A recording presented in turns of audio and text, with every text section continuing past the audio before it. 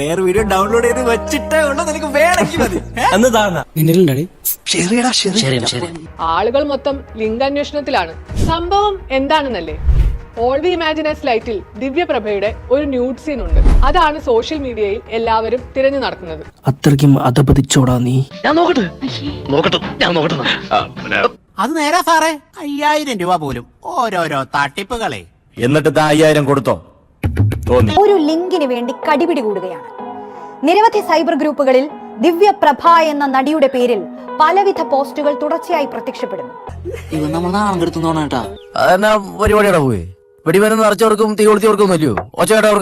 അന്താരാഷ്ട്ര നിലവാരത്തിലുള്ള സിനിമ 9ഓളം അവാർഡുകൾ വിൻ ചെയ്ത 14ഓളം നോമിനേഷൻസിലേക്ക് വന്ന ഒരു സിനിമ സെർച്ച് ചെയ്താണ് മലയാളികൾ ഇന്ന് മാസ് കാണിച്ചത്.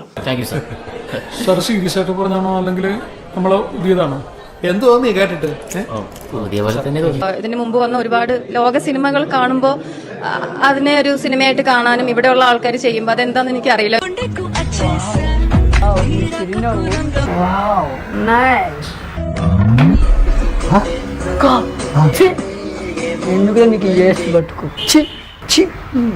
ഒരു ചെറിയ ക്ലിപ്പിന്, ഒരു അന്താരാഷ്ട്ര തലത്തിൽ ശ്രദ്ധിക്കപ്പെട്ട ഒരു സിനിമയിൽ ഒരു ചെറിയ ക്ലിപ്പിന് വേണ്ടി നാണം കെട്ട് മാലോകരോട് തിണ്ടുന്ന മലയാളിയെ നമുക്ക് കാണാനായിട്ട് സാധിക്കും.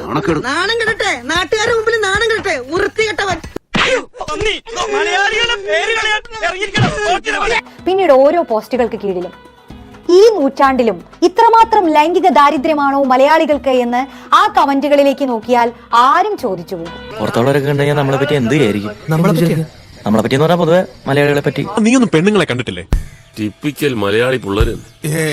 ഒരു പെണ്ണിനെ അങ്ങനെ നമ്മൾ കണ്ണും പൂട്ടി കുറ്റം പറയരുത്. അവള് മോശക്കാരിയൊന്നുമല്ല. ഏറെ കലാമൂല്യമുള്ള ഒരു സിനിമയിലെ ഏതാനും സെക്കൻഡുകൾ മാത്രം ദൈർഘ്യമുള്ള ഒരു സീനാണ് മലയാളി ആൺകൂട്ടത്തിന്റെ ഞരമ്പുകൾക്ക് പ്രശ്നമാകുന്നത്.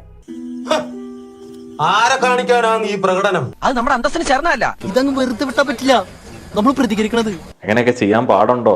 തപ്പി പിടിച്ച് ലിങ്ക് തേണ്ടി ഏതോന്റെയൊക്കെ ഇൻബോക്സിൽ പോയി ടെലിഗ്രാമിൽ പോയി 10 ക്രിപ്റ്റോ ചാനലൊക്കെ സബ്സ്ക്രൈബ് ചെയ്തിട്ട് കണ്ടവനാണ് പറയുന്നത് നമ്മുടെ സംസ്കാരം ആകെ മൊത്തത്തിൽ നശിച്ചു എന്നുള്ളത്.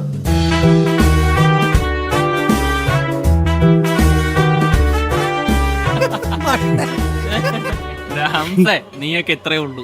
ഈ ഗ്രാൻഡ് പ്രീ ഒന്നും എക്സ്പെക്ട് ചെയ്തില്ല. പക്ഷെ സ്ക്രിപ്റ്റ് വായിച്ച് അത് ചെയ്യാം എന്നൊക്കെ ഡിസിഷൻ എടുക്കുമ്പോൾ ഇതെല്ലാം ഞാൻ എക്സ്പെക്ട് ചെയ്തതാണ്.